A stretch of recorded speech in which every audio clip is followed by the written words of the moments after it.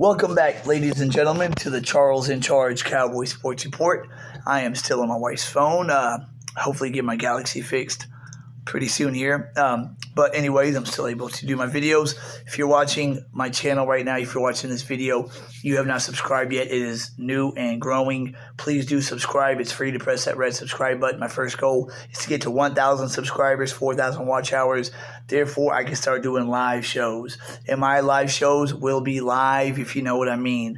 I will have a call-in line just like we have on Law Nation show, as we all enjoy calling up, chopping it up with him. I'll have that every now and then, a Zoom-in line, so y'all can call up, agree with me, disagree with me, or we could just chop it up about the passion that we all share, Cowboys Nation, collectively, the blue and silver, the star, the blue and silver that we all bleed, guys. Please, I can't get there without y'all's support. Please press that subscribe button.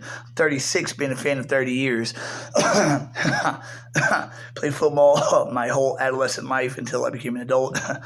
I like to think I know a lot about it, about this team. So we're coming off a great playoff win. The kind of playoff win that we have not had since the 92 season at Candlestick, in a game that we were not supposed to win against San Fran. Now, the Cowboys and the Niners, this will be our 9th meeting, I believe, and that's tied for the most between any two teams in postseason history. It's kind of interesting, too. We played in the championship game in 1970, 71, and 72. We swept all three of those. Then we played them in the championship game in 81, known as the catch game. San Fran won that. Then we played them in the 92, 93 championship game, won those two, and then we played them in the 94 championship game. They won that one. So in the 70s and 90s, we played them 3 years in a row, all on the same, spot, championship game. Now, 2021, 2022, we have back-to-back games. They got the best of us last year, 23-17, at our house. Now we are going to their house in the second round. Both teams have gotten better. With the 4 teams left in the NFC playoffs, we got Jalen Hurts as a 1 seed, Brock Purdy as the 2 seed, Dak Prescott as a 5 seed, Daniel Jones as a 6 seed. Jalen Hurts, Brock Purdy, and Daniel Jones, apologize for that, all have 1 playoff appearance. Jalen Hurts has 0 playoff wins. Daniel Jones and Brock Purdy both have a playoff win on the resume. Dak Prescott is by far the most experienced quarterback left in the 4 teams in the NFC playoffs. He has been in, what is it now, 7 playoff games? No, I got it wrong. Lost in 2016, won in 2018, then lost the game after that. So 1-2, the 1-3, and now 2-3. So he's going into his 6th playoff game. He's won 2 of them, 1 at home, 1 on the road. So Brock Purdy's going into his 7th game overall. His 2nd playoff game, has a win. Dak is going to his 6th playoff game. He has 2 wins. And the X factor in this game, I believe, I know San Fran has a hell of a team, hell of a defense that have allowed an average of 16.3 points a game. That's the lowest average I have seen since, I think, the 2000 Ravens, when they averaged about 10 points a game. They finished the season with 165 points in a 6-game season. If you take away Week 17, I think after 16 games, San Fran was at 230 in points allowed. So, I mean, nobody's ever going to break that Baltimore Raven defensive points record, but that's pretty close by San Fran. The X factor in this game, I believe, will be Brock Purdy. He has not played an elite defense. He played Tampa Bay. He played Seattle twice. He played Arizona. He played the Raiders. And I think one other team I cannot think of off the top of my head. Anyways, all those teams doesn't have a defense that ranks above 25th. Now they got the number 1 ranked defense. We have a top 5 defense. And our specialty is getting after the quarterback. I know their offensive line is better than Tampa's. Trent Williams, their left tackle, has been rated number 1 for 2 years in a row by PFF as the best left tackle in the game.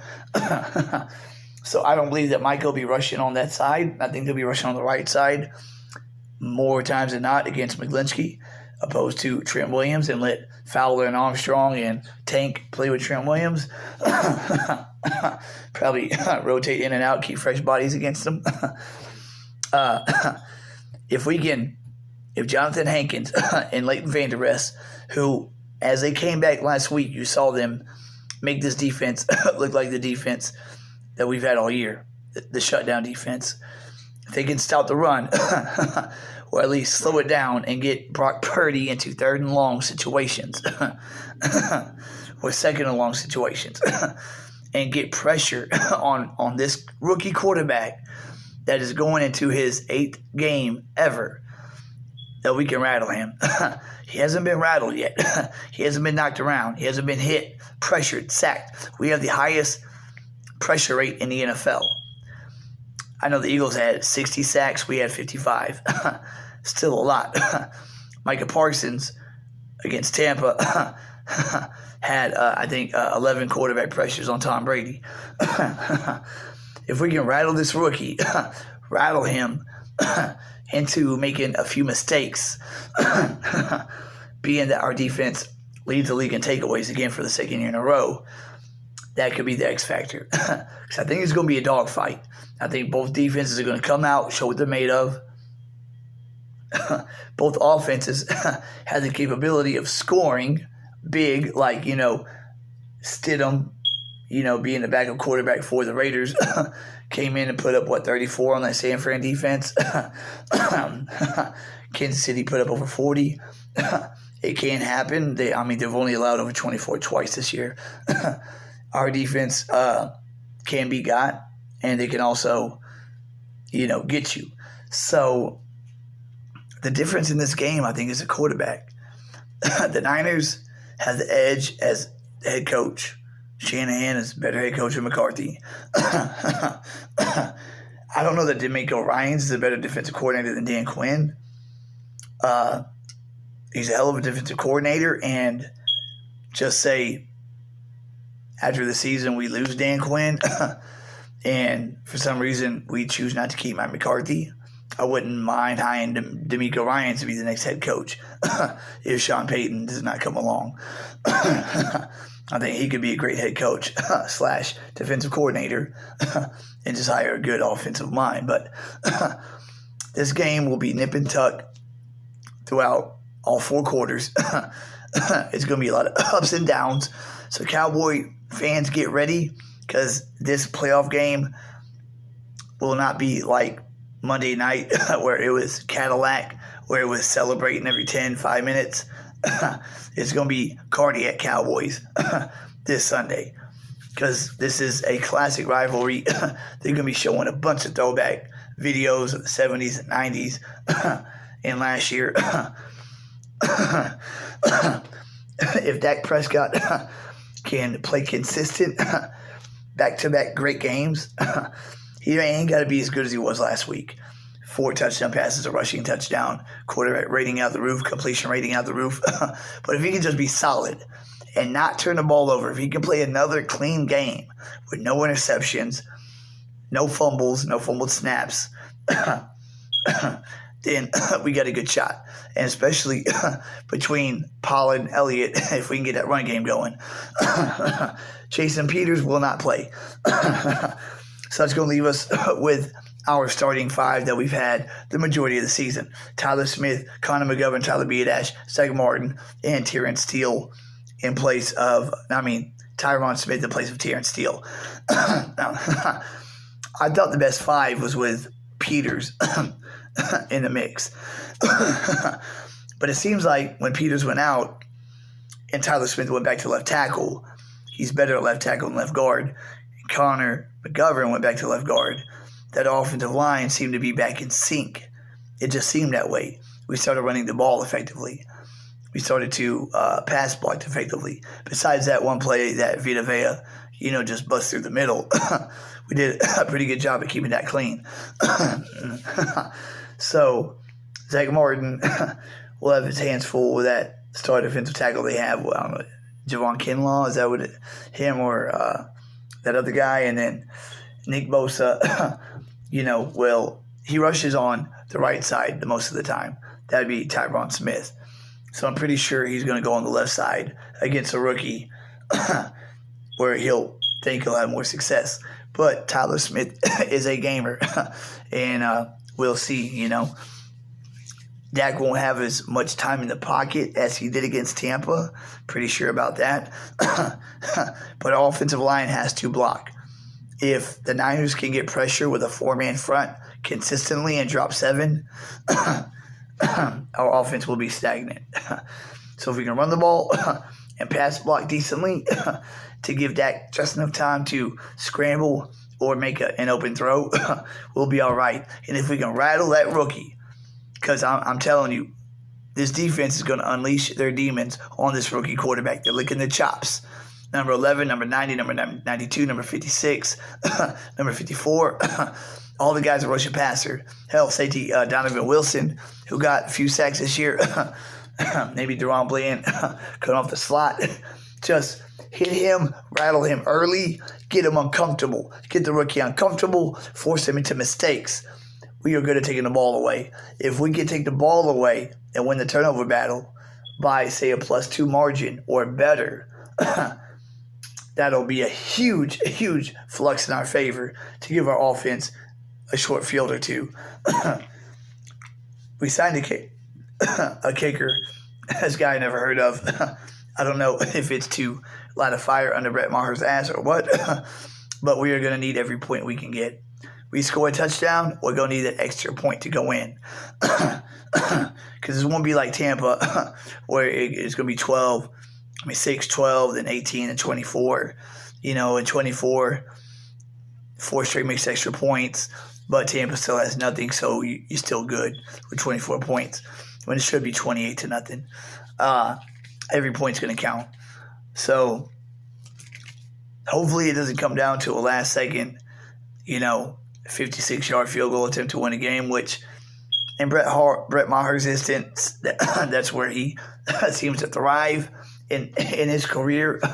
On the long kicks, he can just drill them, but on the chip shots, he struggles. That was classic 2018 Brett Maher when he was Brett the Fret. He would miss the chip shots, but nailed 3 60-yarders that season. One of them 63 yards against Philly at home. Everybody's picking against us on YouTube on the Cowboys San Fran preview. Out of the 10 prognosticators, 9 pick San Fran, 1 pick Dallas. It looked the exact same way week 2 when playing the Bengals. 9 out of the 10 prognosticators picked Cincy, 1 pick Dallas. So I like that, because when we're underdogs and we're not expected to win, we seem to play better. When we're expected to win and have expectations, that's when we seem to come out flat. I don't know why, it just is. So I want the talking heads to say that San Fran is going to maul us. We have a slim chance. Only way we win is if Dak can carry this team, and if the ball just bounces our way, 115 times, whatever. Our team is as good as their team, as good as Philly's, if not better. Our ceiling is just as high as San Fran's, if not higher. It just is. And we have a quarterback with more experience. Now, experience does count. Experience can be taught. And we have just as many weapons on offense. Our receiving core overall is better. They have Deebo Samuel, Brandon Ayuk, George Kittle. We have CeeDee Lamb, Michael Gallup, T.Y. Hilton, Dalton Schultz, who is an underrated tight end. I think Dalton Schultz is a top 7 tight end in the league. And then we got 2 rookie tight ends who are just ballers. And then a wide receiver number 4, Noah Brown, who can make plays. And we got, they have a dual threat at back, Christian McCaffrey and Elijah Mitchell. Pretty 2 damn good guys. Our 1-2 punch ain't too bad either with Tony Pollard, Zeke Elliott. I know Zeke wasn't balling last game. He averaged 2.1 yards a carry. Pollard has 75 yards on 15 carries. But, Pollard gets the ball in space. He can make things happen. CeeDee Lamb, balled out this year. Michael Gallup is looking better and better every game, like he's more comfortable with his leg after that torn ACL. And starting to show. And T.Y. is the X factor. He's the fastest receiver that we have. So, my game prediction, my score prediction for this game is, I think it's going to wind up being 27-21 Dallas. It's going to be 24-21 late in the game. We're going to drive into their territory with around 2 minutes left to go. Probably stall out around the 10 or something. Kick a field goal to make it a 6-point game. And then San Fran's going to have about 2 minutes to engineer a touchdown drive. And they're not going to make it. And it's going to end 27-21. And then we'll advance and either host the Giants or we'll go to Philly. So Saturday, guys, watch the Philly and Giants game and go for New York. I know it's hard to beat a team 3 times in a season. Giants showed us that in 2007, but I think we can beat them 3 times this year. So if they can upset Philly, Jalen Hurts is real rusty, and the Eagles just come out not clicking, and the Giants win, and we can pull off this win at San Fran, which I think we will, then we can host the NFC Championship game. How awesome would that be? Get back to the championship game that we haven't been back to in 27 years, and at that be a wild card seed and host the game. Yes. So it's gonna be a nasty battle. Last season, our team was supposedly scared, not as physical, but we got dog mentality this year. We're gonna match the physicality. We'll go come out in the beginning of the game and punch them in the mouth. I guarantee you that. And our defense is gonna shake that offense up to where that offense is not a juggernaut. And I say 27-21, but I would like it if we could win by 2 scores. Say if it's 27-17. I think that's very possible too. So 27-21 and 27-17. One of those 2 scores will be it. I predicted 31-21 last week, and it almost happened if Mike Evans would have caught that deep ball by Brady with a meaningless touchdown, really. But, yeah, 21-27 or 17-27. We win by 6 or we win by 10. I prefer the latter, the 10-point win. But this Cowboy team is prime. It's game. It's a kind of team that can flip the switch when it needs to. And we came backing into the playoffs. We looked like we were limping in. And then when we had to turn it on, we just did. So, and playing on the road doesn't seem to affect us. We've had some of our best games this season on the road. And also 2 huge meltdowns on the road also. So, but I still think the biggest X factor comes down to quarterbacks. Dak Prescott, more playoff experience, more experience in general. Brock Purdy's 7th overall game. And he's bound to have a bad one. So that's it for this episode. I'll catch back up with y'all Saturday after the Saturday games and have a final pregame show before Sunday. Please subscribe, like, and share, guys. This season feels more like it could be the season more than any other season. It feels more confident than 2016, 2014, and 2018. All 3 of those years we got to the second round. I think this year we have the best team out of those other 3 teams. We have a better defense and a great offense. I mean, we're top 6 in points scored and points allowed. I mean, we're higher in points scored, and I think we're top 5 in both categories, top 5 or top 6. So we're good. Jawan Curse will play. 100% he's going to play. So our safety room is deep. Our defense is good. The Lions going to be chomping at the bit. And Dan Quinn's going to dial up his masterpiece. Just like a Man of Fire, how that actor, that I like the way he talks, Christopher Walken says, Creasy, anybody can be an artist, food, whatever, as long as you're good at it. Creasy's art is death, and right now he's about to paint his masterpiece. Well, Dan Quinn's art is defense, just like D'Amico Ryan's. But Dan Quinn's been doing it longer. And right now, I think Dan Quinn is about to paint his masterpiece. And he is going to be the prime reason why, if we can make it to the big game this year, he will be the prime reason why. Dan Quinn building the best defense that we've had in the last 27 years. That's it for this episode, guys. Keep God first and foremost. He comes before everything, even all this. We love this, but he comes first. Seek him in his righteousness, and everything else will fall into place. I'm a living testimony of that. I feel like I need to say that at the end of all my videos. Please subscribe, like, and share, guys. We're America's team. We are God's team. Like the legend said in Texas Stadium, the reason why it had a hole in the roof was so on Sundays after church, God could just look down and watch his boys play without having to use x-ray vision. I just like to believe that legend. I think it's kind of cool. America's team and God's team. So how about them Cowboys in advance? I'll catch y'all guys on Saturday. Until then, y'all keep it cool, safe, calm, and yeah, please subscribe though. Please, man. After this video loads and everybody checks it out, it really, really makes me feel good to see that subscribe number go up. I guarantee you will be entertained when I hit 1,000 subscribers. Your subscription will pay off. Promise you. Y'all will be entertained, and y'all will like what I have to offer. Right now, all I can do is cut a video and then let it load, and then y'all watch it. We can't go, comment back and forth to each other live like the other guys. So I'm still growing, guys. I bleed as blue and as true as any Cowboy fan out there. Give me the shot, guys. You will not be disappointed. That's it for this episode. Charles in Charge is out.